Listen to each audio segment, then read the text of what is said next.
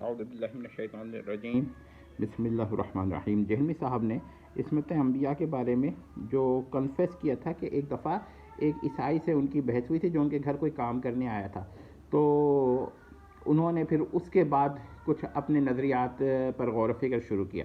لیکن میں ایک سوال کرتا ہوں، اس کا مطلب تو یہ ہوا کہ جہلمی صاحب کو جو نظریہ ہے وہ اسلامی نظریہ نہیں بلکہ عیسائی نظریہ ہے، یعنی کہ مسیحی نظریہ ہے، اور یہ اگر ایسا ہے تو وہ اسلام میں ایک ایسے نظریے کو ڈالنا چاہ رہے ہیں جو کہ واقعی خطرناک ہے۔ اب میں آپ کو اس کی ایک بات کرتا ہوں۔ انہوں نے جو ایک دلیل وہ اپنی تعریف بیان کی ہے کہ نبی سے انٹینشنلی گناہ کبیرہ یعنی کہ میجر ٹرانسگریشنز نہیں ہو سکتے، اور پھر انہوں نے یہ بھی کہا کہ اگر میجر ٹرانسگریشنز کا ارادہ ہونے لگے، آمد ہونے لگے، تو اس کے بعد یہ ہوگا کہ ڈیوائن پروٹیکشن آ جائے گی۔ تو اس کا مطلب یہ ہوا کہ ان انٹینشنلی جو ہے گناہ کبیرہ ہو سکتا ہے اور وہاں ڈیوائن پروٹیکشن بھی نہیں ہے۔ اچھا، اب کیونکہ اگر وہ کہیں کہ نہیں بھائی یہ تو کوئی مان ہی نہیں سکتا، تو پھر ان کو امتناع ثابت کرنا پڑے گا، امکان کو باطل قرار دینا پڑے گا، تو وہ اس کے قائل ہی نہیں ہے۔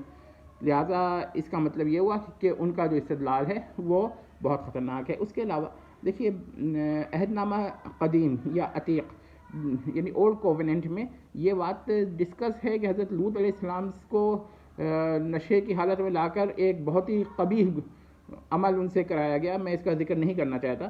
تو معلوم یہ ہوا کہ جہلمی صاحب کا نظریہ اس سے متفق ہے، کیونکہ وہ ایک گناہ کبیرہ ہے۔ ظاہر ہے کہ جب نشے کی حالت میں انسان کوئی گناہ کرتا ہے تو انٹینشنلی اس کو نہیں کہہ سکتے، حتیٰ کہ انسان نشے کی حالت میں قتل کرتا ہے تو انٹینشنل مرڈر نہیں کہتے اس کو۔ تو یہ نشے کی حالت میں اگر کوئی ان کے نزدیک کسی نبی کو لا کر کوئی گناہ کرایا جائے تو وہ ان کی ڈیفینیشن کے مطابق خلاف ان کی ڈیفینیشن کے خلاف نہیں ہوگا۔ یہ جان کر سی ڈیفینیشن قائم کی گئی ہے کہ اس طرح کی باتوں کو بھی کوئی جواز نکال دیا جائے۔ یہ وہی جہلمی صاحب ہیں جو کیا کہتے ہیں سیدنا داتا گنج بخش پہ اعتراض کر رہے ہوتے ہیں کہ انہوں نے یہ ایک روایت لکھ دی کہ رسول اللہ کی نظر یہاں پڑ گئی تھی وہاں پڑ گئی تھی۔ وہی جہلمی صاحب ہیں، اور ڈیفینیشنز وہ دے رہے ہیں کہ حضرت لوط علیہ السلام بھی کے بارے میں جو بائبل کی ڈیفینیشن واقعہ لکھا ہوا ہے اولڈ کووننٹ میں، وہ بھی اس ڈیفینیشن کے خلاف نہیں پڑ رہا ہے۔ تو غور کر لیں کتنے خطرناک ہے جہلمی صاحب، کہاں کہاں جاتے ہیں۔ میں مزید تفصیل اس کی بیان کروں گا اور اس ڈیفینیشن پہ ہماری شاید ڈسکشن ابھی جاری رہے۔ والسلام تمت۔